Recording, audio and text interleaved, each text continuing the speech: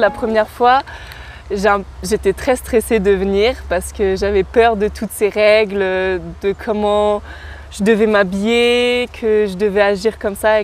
Et au final, c'est très naturel. Et puis, les malades nous aident beaucoup aussi à avoir cette spontanéité et ce côté magique de Lourdes. Alors le côté magique de Lourdes, en général, il y a déjà quand on découvre le cadre. Ouais, oui. Hein, le cadre d'abord. Alors moi, je l'ai découvert l'année dernière avec du très beau temps. Donc le soleil qui se couchait aussi. Et là, cette année, il fait moins beau et du coup, c'est encore différent. Et je trouve que ça apporte autre chose. Par exemple, hier soir, il y avait des orages, donc avec des éclairs et tout le ciel qui s'illuminait et c'était très beau aussi.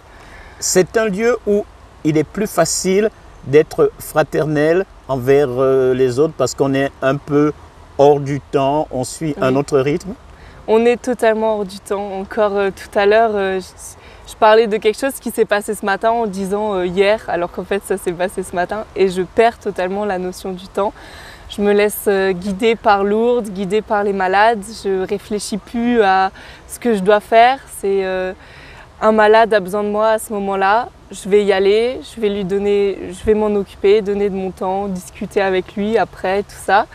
Et ensuite, à côté, on a besoin que j'aide à faire la table, je vais aider à faire la table. Après, je dois pousser un malade, je pousse un malade. Je réfléchis plus autant à tout ce qu'on a besoin de faire, tout ce qu'on doit faire normalement.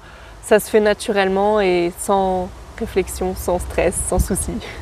Est-ce que c'est parti pour un long bail avec l'hospitalité? Oui, un très long déjà parce que j'espère retrouver les malades avec qui je m'entends très bien.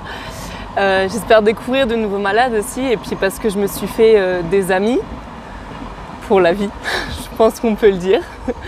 Que très inattendues certaines rencontres et au final qui resteront et qui marqueront ma vie.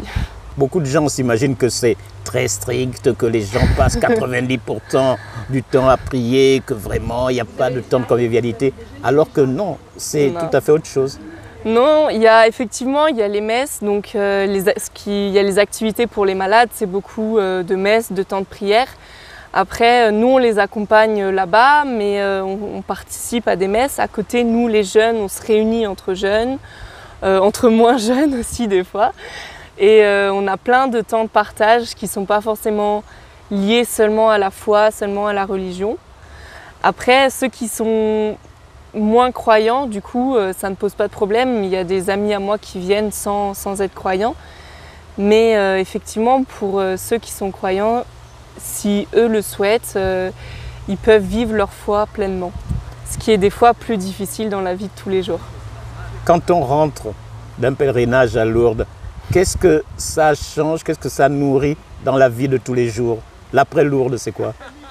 L'après-Lourdes, je trouve que c'est une vie pleine de légèreté, un peu presque un peu un retour vers l'insouciance des fois. Et moi, je sais qu'après Lourdes, je vis plus le moment présent. Et j'arrive à profiter des instants alors que je vis et surtout j'arrive plus à profiter des personnes autour de moi. Je suis plus à l'écoute, je sais pas, je suis une personne normalement assez anxieuse, assez stressée et quand je reviens de Lourdes, tout va mieux.